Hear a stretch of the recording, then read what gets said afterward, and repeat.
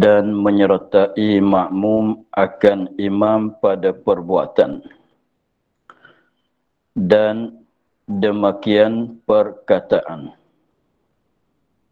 dan terkemudian makmum daripada imam kepada selesai rukun, dan mendahulu makmum atas imam dengan memulai rukun makruh yang meluput fadilat jamaah.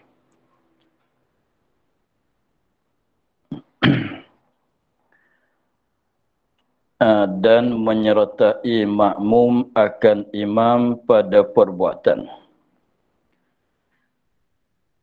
Menyertai oleh makmum akan imam pada perbuatan, ini pada rukun. Pada rukun jenis buat. Rukun fi'li.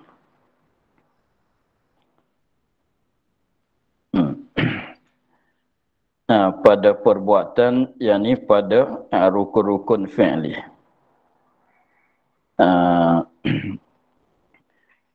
Sekiranya kalau makmum itu membuatkan suatu rukun beserta dengan imam, tak jadi, maknanya tidak jadi belakang daripada imam, dengan maknanya imam rokok, dia rokok. Jadi beserta dengan imam. Imam mulai turun, dia pun mulai turun beserta dengan imam. Pada mana-mana perbuatan, pada mana-mana rukun fi'li yang ada dalam sembahyang. Itu satu masalah. Dan demikian perkataan, yakni rukun kauli. Dan demikian perkataan, yakni rukun kauli. Yang mana rukun kauli itu ialah dalam sembahyangnya tidak berapa perkara, yang ialah kita jaga dulu sikit.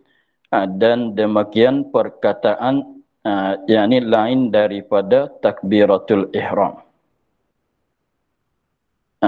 Demikian perkataan, yakni yang lain daripada takbiratul ihram.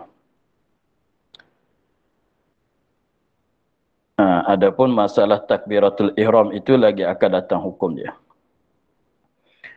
Demikian perkataan, yakni rukun lain daripada takbiratul ihram. Yakni perkataan ialah rukun fi'li, rukun kauli yang lain daripada takbiratul ihram. Ialah Fatihah dan tasyahud akhir dan selawat di atas Nabi. Tak masuk juga salam. Jadi demikian perkataan maknanya menyertai makmum akan imam pada perkataan. Menyertai, maksudnya menyertai makmum akan imam pada perkataan.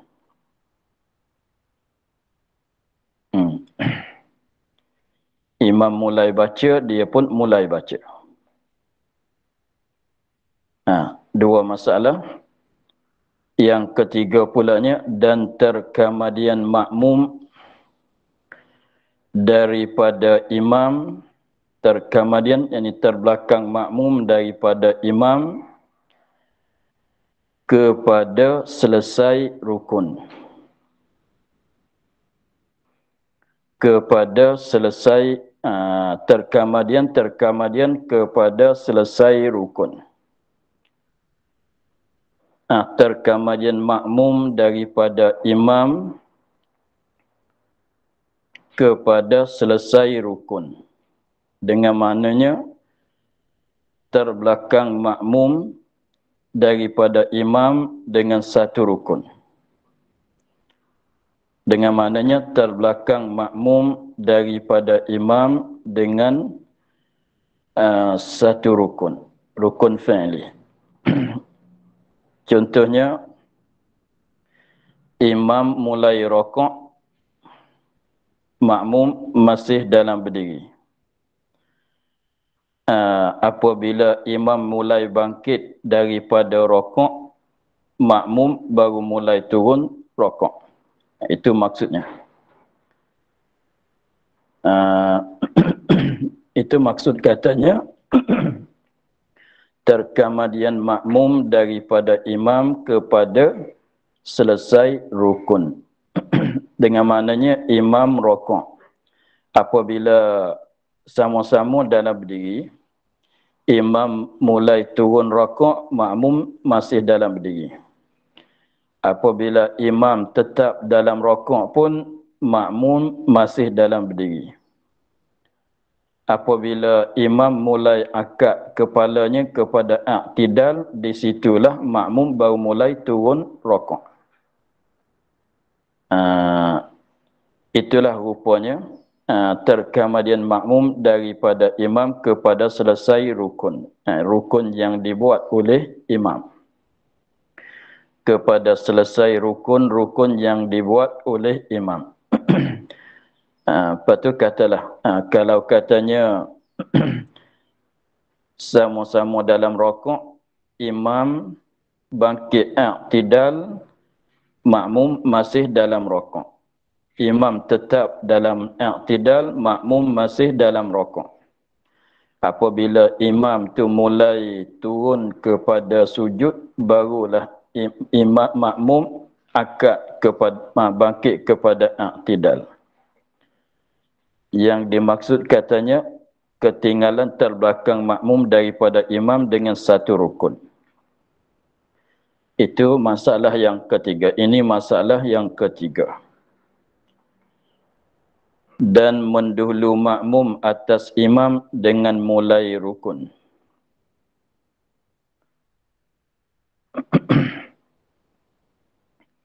Dan mendahulu makmum, makmum buat dulu atas imam dengan memulai rukun. Maknanya apabila imam tu nak rokok, makmum pun makmum turun rokok dahulu daripada imam. Jadi maknanya makmum sampai ke rokok sebelum pada imam sampai ke rokok. Jadi maknanya apabila dengar kita makmum tu dia makmum tu dia dengar imam tu sudah selesai daripada baca surah, dia pun belum pada imam nak takbir intikal untuk turun rokok, makmum dah sampai ke rokok dah. Jadi apabila makmum sampai ke rokok, imam pun sampai ke rokok. Selepas pada makmum sampai kepada rokok, barulah imam sampai kepada rokok. Maka semuanya empat masalah tadi adalah hukum dianya makruh. Itu perkataan makruh itu sebagai jawapan bagi empat masalah tadi. Semuanya empat masalah tadi itu hukum dianya makruh.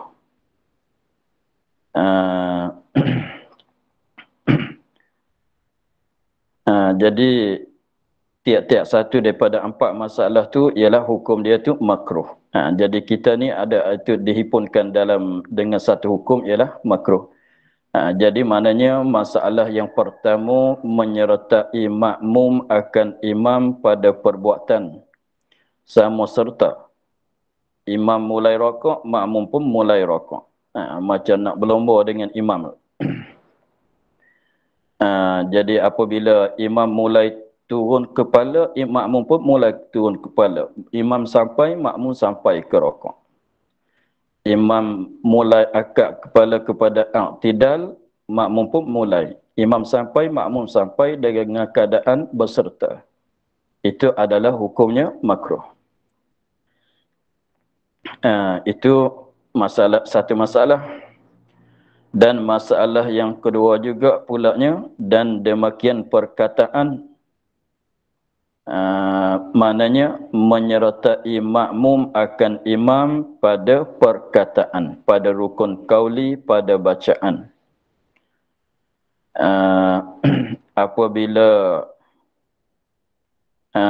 Apabila imam mulai baca at-tahiyat, makmum pun mulai baca.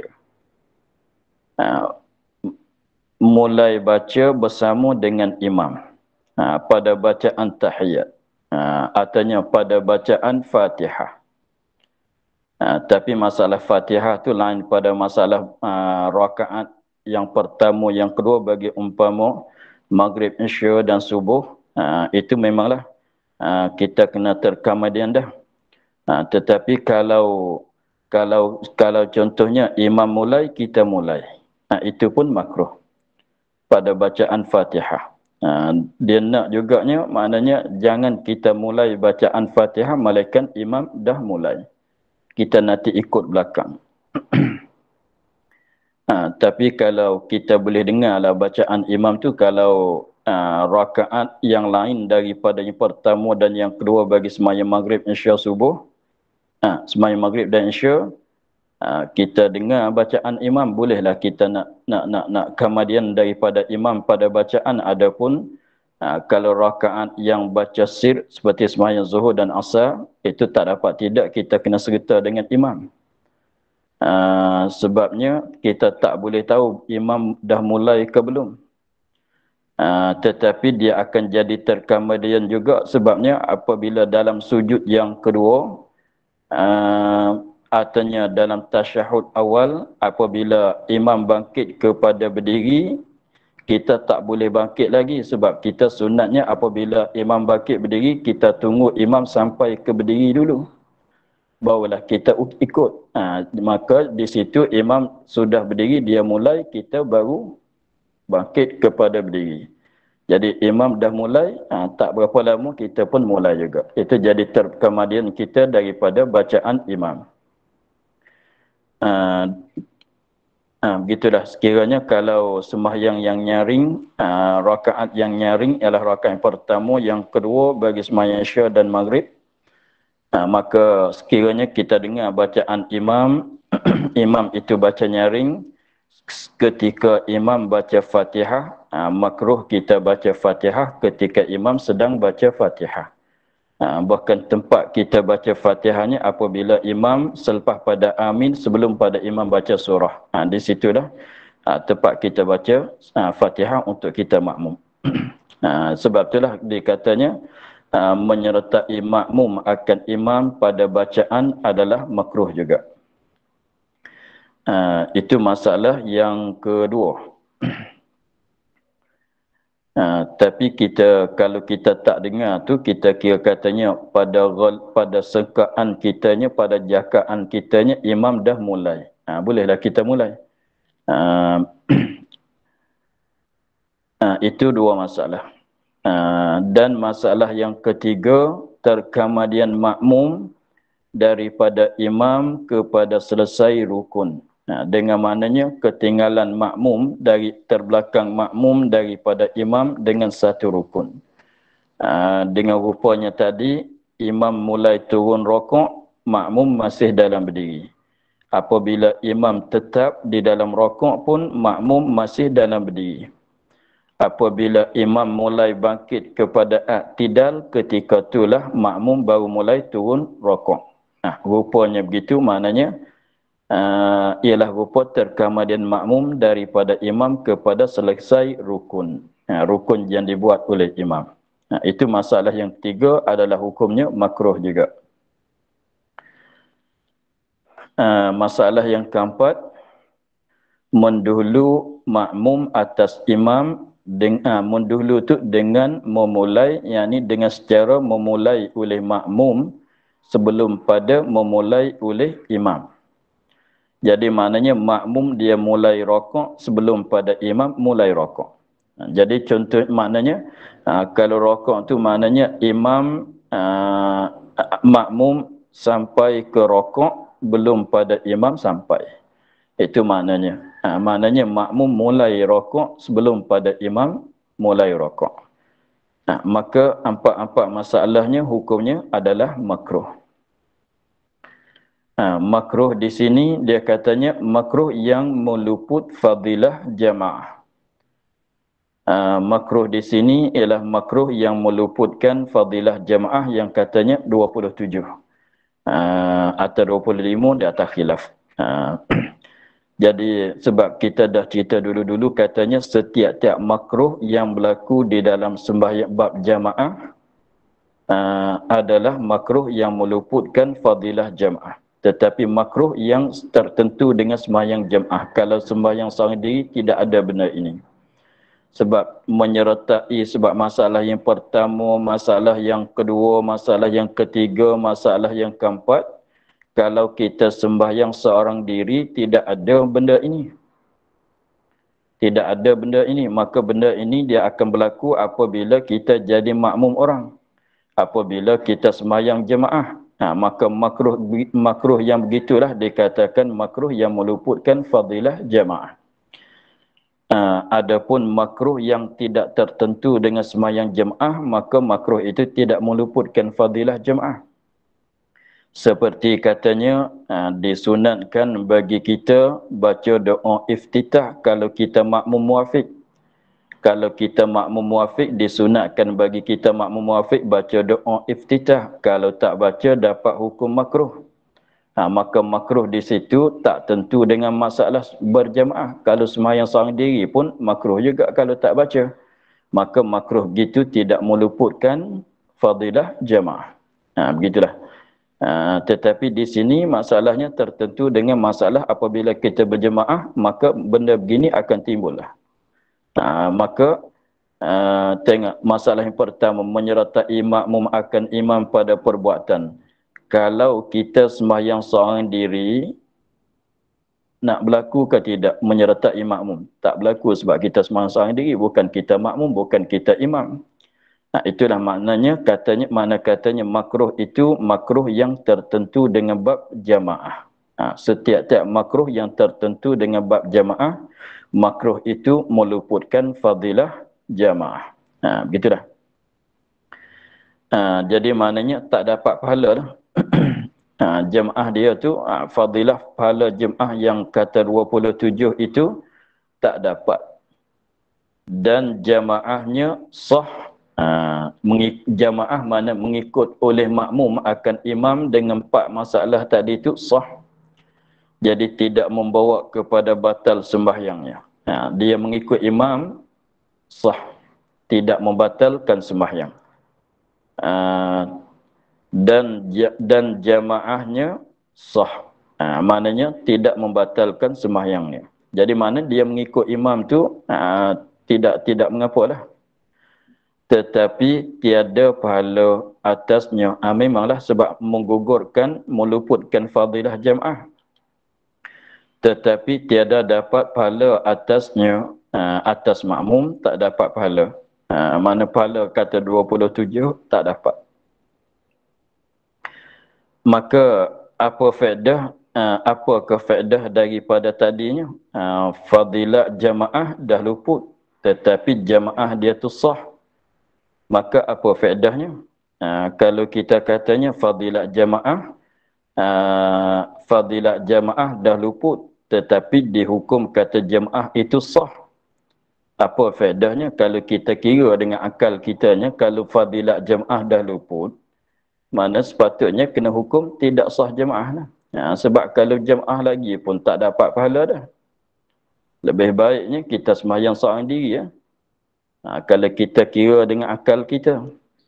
Tetapi hukum di sini meluputkan makruh gini, meluputkan fadilah jamaah, tetapi jamaah itu sah. Apa tujuan menghukumkan jamaah itu sah? Jadi kita teruslah. Maka yang nak dikatanya sah jamaah dianya, maka gugur dosa meninggal jamaah atas kaul yang mengatakan wajib jamaah. Di sini faedah dia. Maka gugur dosa, walaupun fadilah jamaah tak dapat, tetapi jamaah itu sah, maka faedah dianya gugur dosa meninggal jamaah. Jadi tak berdosa. Tak berdosa dengan sebab tak jamaah. Tak berdosa tu atas kaul yang mengatakan wajib jamaah. Mengikut kaul yang mengatakan jamaah ini adalah fardu. Jamaah ini adalah fardu kifayah. Fardu kifayah Kalau orang ramai, fardu ain kalau ada 2 orang saja daripada orang lelaki. Begitulah faedah dianya. Nak lepas daripada dosa. Macam nak banding bagi senang nampaknya, apabila kita sembahyang tidak ikhlas, tak kira sembahyang jemaah tak jemaah pun, tetapi kalau kita tidak ikhlas, kalau tidak ikhlas tak dapat pahala. Tetapi faedah dia tak dapat pahala macam mana? Kena sembahyang juganya. Untuk nak lepas daripada dosa tak sembahyang. Sembahyang nak tilik kepada nak lepas pada dosa tak sembahyang itu ialah kita mengerjakan sembahyang sekadar cukup dengan syarat dan rukun, itu dah lepas daripada berdosa tak sembahyang. Tetapi nak dapat pahala syaratnya, setengah daripada syaratnya kena ikhlas. Itu faedah dia. Kalau jangan katanya dia tak mesti itu untuk nak lepas daripada salahnya, salah tidak mengereja, dia tak syarat kena ikhlas untuk nak lepas daripada tuntutan. Untuk nak lepas pada tuntutan itu tak syarat kena ikhlas. Syarat sepenuh syarat disyaratkan apa? Cukup sempurna syarat-syarat dan rukun-rukun dia dah lepas daripada tuntutan. Tengok sembahyang apa hukum kalau dia tak ikhlas? Sembahyang dia sah ke tidak? Sah. Lagi pulanya lepas tuntutan tak berdosa atas nama tak sembahyang tu dah lepas. Tetapi pahala tak dapat kalau dia tak ikhlas. Begitulah. Pahala tak dapat kalau dia tak ikhlas. Macam begitu juga masalah meninggal daripada maksiat. Semata-mata meninggal untuk nak lepas daripada berdosa maksiat tu, semata-mata kita tak buat, dah lepas. Seorang itu dia tak berjudi. Apabila dia tak berjudi, maknanya lepas dah dia daripada berdosa berjudi. Seorang itu dia tak berzina, maka dah lepas dia daripada dosa berzina. Tetapi tak berzina dia, tak berjudi dia, tak minum arak dia tu nak dapat pahala ke tidak? Itu kalau dia tak bercuri, dia tak minum arak, dia tak berjudi, masalah dengan sebab dia tak meminat. Dia tak meminat kepada berjudi, dia tak meminat kepada arak. Jadi maknanya dia tak minum arak itu bukan kerana patuh taat pada larangan Allah, hanya nafsu dia tak suka. Maka itu tak dapat pahala. Tetapi kalau kita katanya nafsu dia tu suka kepada berjudi masalah, tetapi dia sabar tinggalkan berjudi itu juga. Kerana ingat kata itu adalah larangan Allah. Dia pun pantang daripadanya, tinggal daripadanya. Maka itu tinggal berjudi itu dapat pahala. Tapi kalau tinggal berjudi kerana malu ke orang, dia nak berjudi tapi malu kepada kawan-kawan dia, maka tak dapat pahala atas tinggal berjudi. Tetapi dah lepas dosa dah lepas dia daripada dosa berjudi. Begitu. Jadi maknanya bab maksiat semata-mata kita tak buat tu dah lepas daripada dosa. Tapi nak dapat pahala atas tinggal maksiat, syaratnya tinggal kerana Allah. Kalau tinggal kerana lain, dia nak berjudi tapi duit tak ada. Kalau kiranya kalau ada duit dia dah berjudi. Tetapi dia nak berjudi, duit tidak ada. Benda nak buat berjudi itu tidak ada. Maka dah lepas dia daripada dosa berjudi. Dapat pahala ke tidak atas ketinggalan dia itu? Tak dapat. Sebab tidak ikhlas. Bukan kerana Allah, kerana tidak ada duit. Begitu.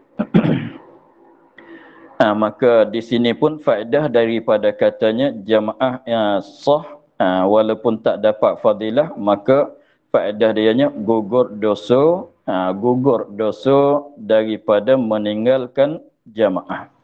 Kalau mengikut kau yang mengatakan jamaah itu adalah hukumnya wajib.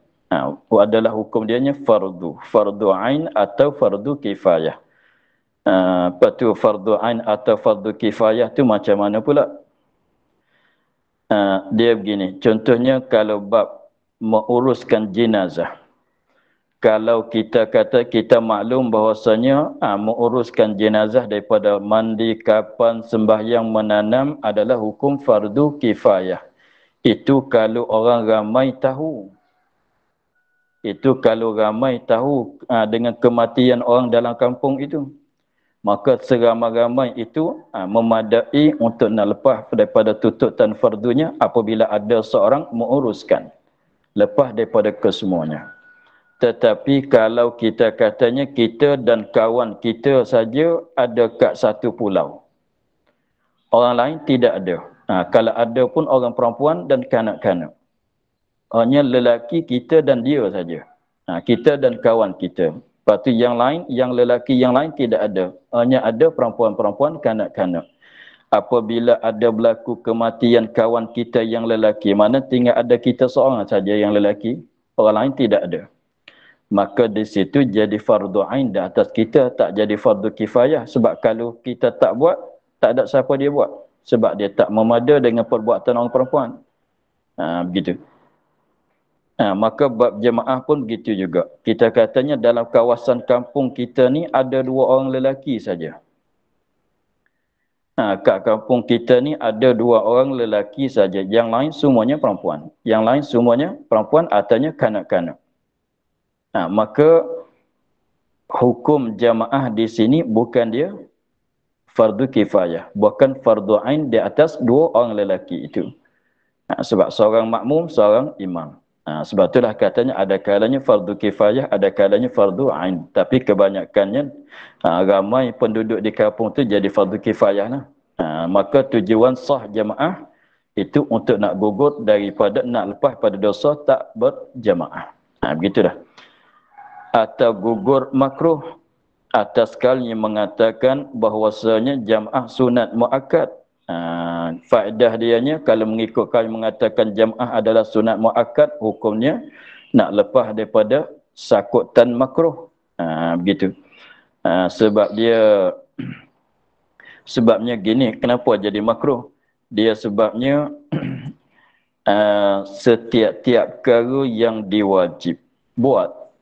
Dia ambil pada kaedah asalnya apabila disuruh dengan suatu perkara dilarangkan dengan lawannya. Apabila dilarangkan dengan sesuatu perkara disuruh dengan lawannya. Tengok, apabila suruh sembahyang, apabila Allah Ta'ala suruhkan kita sembahyang 5 waktu, maka dilarang kita tak sembahyang. Itu lawan dia. Apabila disuruhkan kita puasa bulan Ramadan, maknanya dilarang akan lawan bagi puasa. Apa dia? Tak puasa tu dilarang. Apabila dilarang daripada berzina, apabila dilarang daripada berzina, maka suruhnya tak berzina. Suruhnya tak berzina. Begitu. Itu kalau balik wajib, balik haram. Kalau haram zina, wajibnya tak berzina. Kalau wajib sembahyang, haram tak sembahyang. Dia begitu. Habis tu kalau benda sunat pula, benda tu benda sunat. Kalau tak buat benda kalau suruhan sunat, kalau tak buat sunat, maka masuk dalam hukum makruh atau masuk dalam hukum khilaful aula. Itu khilaf di antara ulama-ulama mutaqaddimin dan mutaakhirin. Jadi pendek katanya setiap-tiap benda sunat itu adalah kalau tak buat itu makruh. Kalau tak buat benda wajib, haram. Kalau tak buat benda sunat, makruh. Artinya khilaful aula. Ni kata makruh mengikut ulama yang mutaqaddimin. Kalau mengikut ulama mutaakhirin, dia kata khilaful aula. Begitulah. Sebab tu dia kata makruh. Sebab tu saya kata tadinya tak baca tak baca doa iftitah bagi makmum muafiq disunatkan bagi mereka, bagi dia baca doa iftitah. Maka kalau tak baca adalah hukumnya makruh. Disunatkan kita baca a'udzubillah, kalau kita tak baca hukum makruh. Kalau kita sembahyang seorang diri, kalau kita jadi imam, rakaat pertama dan yang kedua disunatkan baca surah. Kalau kita tak baca surah adalah hukum makruh atau khilaful aula. Itu setengah katanya makruh, setengah kata khilaful aula. Itulah. Jadi maknanya faedah mengikut kaul yang kedua kata sunat muakkad maka adalah hukum dianya makruh. Kalau tak berjamaah. Itu faedah daripada hukum kata sah jamaahnya walaupun fadilah tak dapat. Begitu. Jadi empat masalah tadi itu kalau menyertai pada perbuatan pun makruh. Kalau salah lambat pun makruh juga.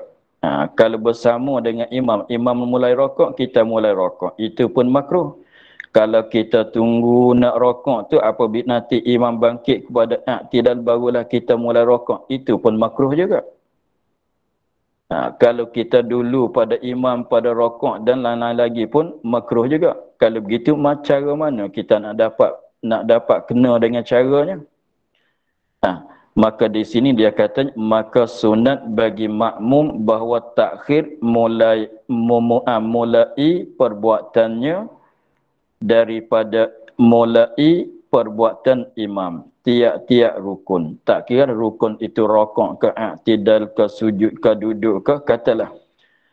Dan berdiri berdiri pada rakaat yang kedua, yang ketiga, yang keempat. Begitu. Yang sunatnya, cara yang sunatnya begini. Dia katanya dan sunat bagi makmum bahawa takhir. Mana terkemudian. Takhir terbelakang terkemudian memulai perbuatan makmum daripada mulai perbuatan imam tiap-tiap rukun fi'li. Jadi maknanya apabila kita dan imam di dalam berdiri, jadi apabila imam mulai gerak turun kepada rokok, kita jangan bergerak lagi lah. Kita jangan bergerak lagi. Kalau imam tu mulai bergerak, kita pun mulai bergerak, itu jadi menyertai. Jadi apabila imam mulai bergerak kepada rokok, kita jangan mulai lagi. Kita jangan mulai lagi. Bahkan bagi dia tu turun sampai ke rokok. Barulah kita ikut dia. Barulah kita ikut rokok. Barulah kita mulai bergerak kepada rokok. Itu maknanya. Dan sekali lagi, bahawa takhir memulai perbuatan makmum daripada takhir belakang daripada mulai perbuatan imam tiap-tiap rukun.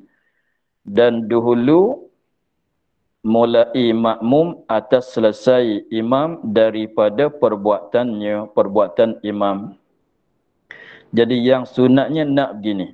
Apabila imam mulai buatkan suatu, kita katanya apabila imam yang nak jadi sunatnya apabila imam mulai bergerak kepada rokok, kita jangan bergerak lagi.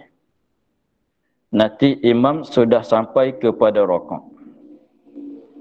Dan di situlah barulah kita rokok. Dan jangan kita rokok dan juga kita kena rokok belum pada imam bangkit kepada i'tidal. Di situ. Antara itulah yang disunat kita mengikut.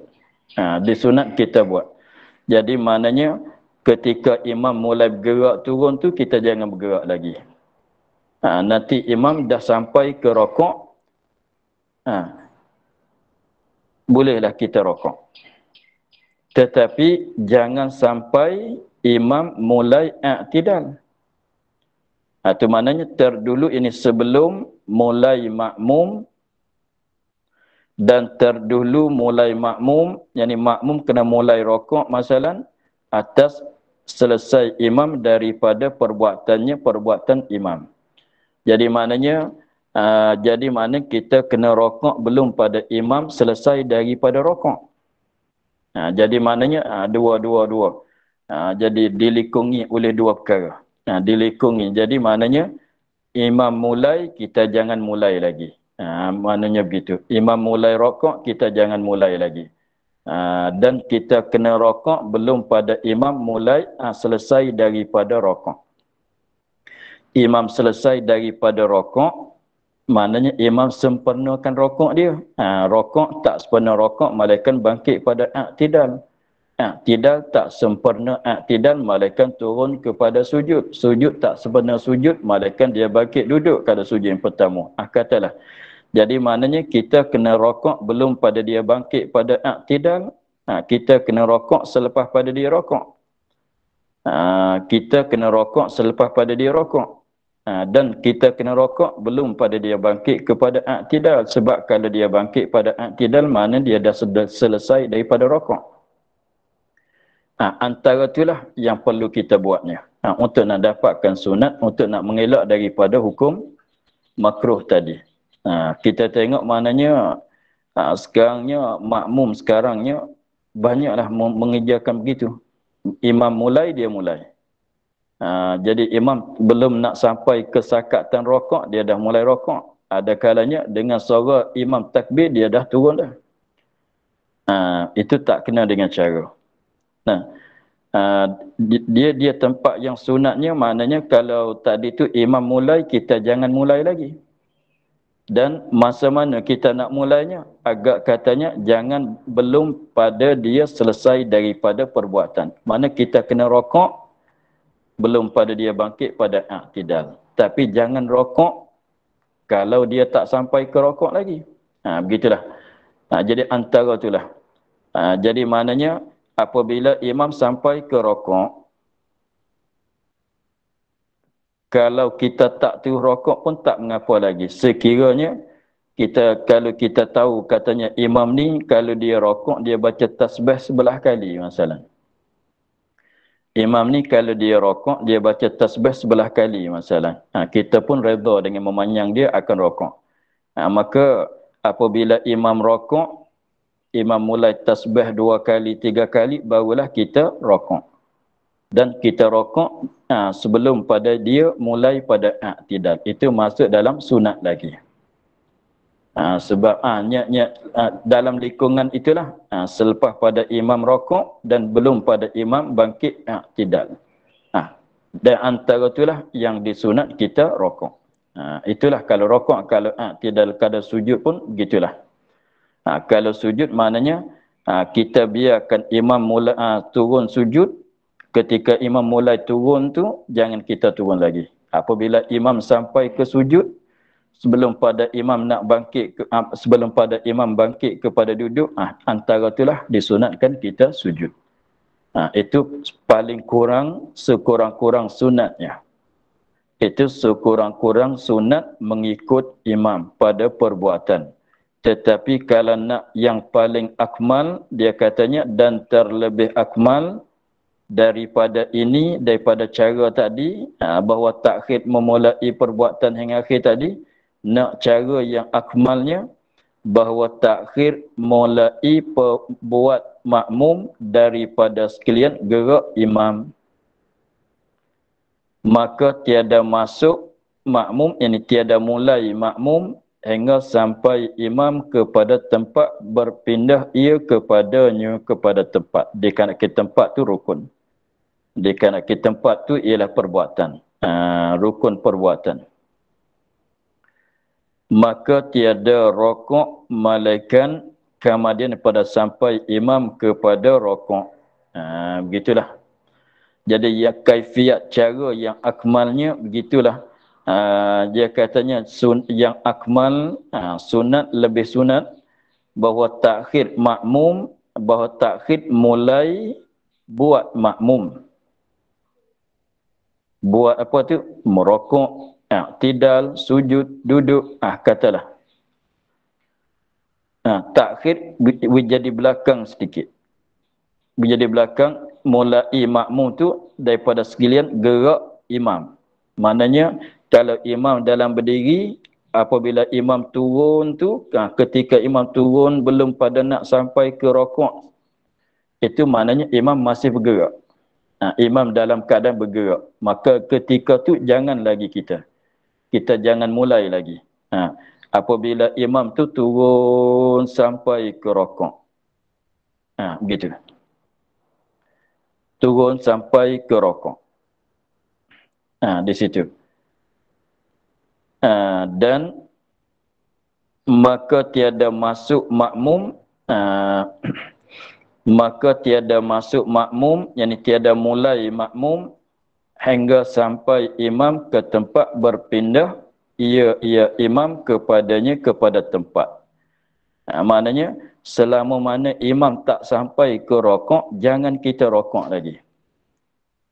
Kita tengok imam tu apabila dia kalau kita dengar suara tu, dia sunat suara imam ketika dia takbir untuk intikal, untuk berpindah daripada satu rukun kepada satu rukun tu, dia sunatnya ialah apabila mulai bergerak, mulai Allah. Akhir takbirnya apabila tetap kepada rukun yang dia nak pergi itu. Jadi kalau rokok, kalau dia berdiri ni Allahu Akbar, sebut roh, dah sampai rokok. Apabila sebut roh, jadi naknya begitu. Imam cara dianya begitu. Kalau daripada sujud yang kedua kepada berdiri, maknanya dalam sujud mulai akad, mulai kata Allah. Maka apabila sampai ke berdiri, barulah roh akbar. Di situ. Jadi kita makmum boleh pedoman dengan roh akbar itulah. Boleh buat pedoman dengan roh akbar itulah kalau kita tak nampak imam. Jadi maknanya imam kalau nak rokok dia pun dalam berdiri betul. Dia Allahu Akbar. Kebetulan sebut roh dah sampai rokok. Apabila imam tu sebut roh, kita pun barulah turun rokok. Begitu. Maka sebelah balik imam pun dia kena tahu cara juga nak memanjangkan takbir dia. Jangan nak rokok, roh dah sebut dia tak sampai rokok lagi. Itu tak kena dengan cara. Sebab kita makmum, kita pedoman dengan sebut roh imam itu. Kalau kita tak nampak dia. Sebab tu yang tak kena dengan caranya, kita dengar di mana? Apabila imam Allah, kita dah mulai bergerak. Itu tak kena dengan cara. Kita kena nanti akbar, barulah kita mulai bergerak. Itu baru kena dengan cara. Tapi kebanyakan makmum kitanya, kita sekarang ni apabila imam Allah, dia mulai bergerak dah. Sebab dia cara imamnya, dia cara siapa-siapa semayang pun, Allah tu mulai bergerak, mulai Allah. Selesai bergerak, sampai ke rokok, masalah, barulah sampai akhir di roh akbar. Kalau i'tidal dalam rokok begini, sami. Sami Allahu liman hamidah. Hamidah jadi betul.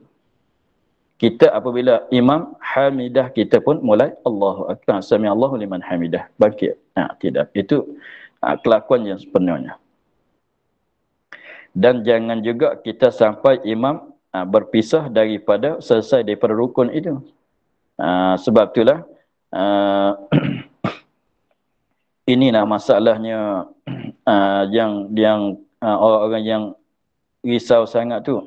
Jamaah kita pergi tetapi masalah mengikut imam tu tak kena dengan cara. Tak jadi kena dengan cara, tak masuk dalam sunat, bahkan masuk dalam makruh.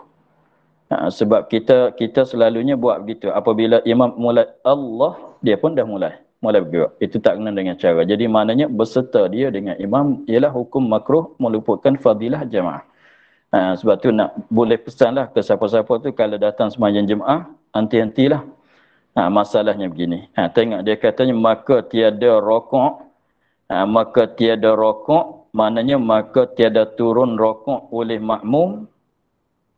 Maka tiada turun rokok oleh makmum malaikat kemudian daripada sampai imam kepada rokok. Rokok itulah tempat berpindah imam kepadanya. Maknanya selama mana imam tak sampai ke tempat rokok, maka kita jangan mulai rokok lagi. Selama mana imam tu tak jadi betul berdiri i'tidal, kita jangan mulai bangkit lagi. Begitu. Sebab itulah kita boleh pedoman dengan katanya imam, dan kalau kita sembahyang seorang diri dan kita jadi imam, henti-hentilah masalah ucapan takbir kita, ucapan sami Allah tu untuk nak beritahu kepada makmum berpindah satu rukun kepada satu rukun. Itu kena dengan cara juga. Kena bagi betul dengan cara dia. Sebab tu kalau sayanya saya tak mulai Allahu Akbar dimulai turun. Berdiri kalau tidak kalau begini kalau begini turun boleh separuh barulah Allahu Akbar supaya nak mengelak tadilah sebab makmum biasanya dengan Allah dia dah mulai. Dia dah mulai sebab tu apabila kita turun tapi tak kena dengan cara lah sebab caranya mulai turun tu mulai Allah apabila sampai tu kebetulan sebut Ra. Dia begitu. Caranya sebenarnya Allahu Akbar jadi rokok. Nah begitu. Tetapi kalau kita buat begitu sekarangnya maknanya imam makmum tu dengan Allah dia dah mulai lah. Ada kalanya sampai dia dulu pada kita jadi imam pula. Itu masalahnya. Itu makruh yang meluputkan fadilah jamaah. Lalu tu kita nak mengelak tu sebab saya buat begitu. Kita turun boleh separuh. Apabila di tengah-tengah gini, Allahu Akbar. Jadi makmum tu tak boleh nak bersama dengan kita lah kalau kita buat begitu. Tapi tak kena dengan cara mulai ucapan takbir intiqalat pula. Tapi untuk nak jaga, sebabnya dia sunat yang sunat mengucap takbir intiqalat itu dia tak sangkut dengan jemaah. Tetapi kalau berserta dengan imam tu sangkut dengan bak jemaah. Jadi maknanya makruh di sini sebab tu lebih aulanya kita meraih. Sebab tilik katanya yang kena caranya kita mulai dibetul di sini kalau nak rokok Allahu Akbar. Itu yang betulnya. Tapi kalau buat macam tu tak betul. Kita turun boleh separuh baru Allahu Akbar tak betul dengan cara. Tetapi untuk nak meraih kalau kita jadi imam, kalau kita buat Allah gitu makmum dia dengan Allah tu dia dah mulai. Jadi berlomba dengan kita, berserta dengan kita. Sebab tu kita turun boleh separuh, kita mulai Allah. Jadi kalau kita buat begitu tu, makmum tak ada jalan lah dia nak bersama dengan kita tu. Jadi terpaksa dia kena jadi belakang daripada kita semata. Untuk nak jaga apa dia, takut dia tu jatuh dalam makruh, tak dapat fadilah jamaah kepada makmum yang buat menyertai tadi. Adapun kita imam tak terganggu. Sebab tu di situ katanya, siapa yang paling lebih di antara imam dan makmum? Memanglah imam tu lebih, pahala imam tu paling lebih daripada pahala makmum. Sebab apa? Sebab tadi imam macam mana pun, kalau dia buat macam mana pun dia tak salah masalah tadi. Sebab dia tu kepala. Kepala kena pergi dulu. Tapi makmum kalau serta dengan kepala, tak dapat fadilah. Jadi maknanya masalah di sini, imam tak terganggu kepala dia. Sebab dia tak salah apa pun. Nak salah di makmum lah. Jadi dulu pada imam makruh. Jadi menyertai dengan imam pun makruh. Jadi lambat sangat pada imam pun makruh juga. Sebab tu kalau nak lepasnya jadi imam lah. Tak payah kita hanti-hanti sangat. Nak rokok lah. Tidaklah. Begitu. Sebab tu fadilah orang jadi imam tu lebih besar daripada orang jadi makmum. Dengan sebab dia tak payah, dia tak masalah begini tu tak berlaku. Hukum makruh pada dia tak berlaku. Sebab di kita makmumnya kena hati-hati masalah, jangan jadi serta, jangan jadi belakang sangat. Begitulah caranya. Habis di situ. Dan jikalau menyertai makmum akan imam dengan takbiratul ihram atau nyata kamar daripada takbir imam daripada makmum, tiada sah sembahyangnya. Kita akhir di situ dulu. InsyaAllah kita sambung lagi pada katanya, dan jikalau menyertai makmum akan imam dengan takbiratul ihram. Wallahu a'lam, alhamdulillah rabbil alamin. A'udzubillahi minasyaitonir rajim. Bismillahirrahmanirrahim. Alhamdulillah rabbil alamin wassalatu wassalamu ala asyrafil anbiya'i wal mursalin wa ala alihi wa sahbihi ajma'in. Allahumma aftah alaina futuhal arifin wa nawwir qulubana bi nurikal karim waj'al amalana khalisatan liwajhikal karim. Allahumma inna nastaudi'uka ma qara'nahu wa ma hafaznahu wa ma sami'nahu fardud alaina wa aftah ilayhi subhana rabbika rabbil izzati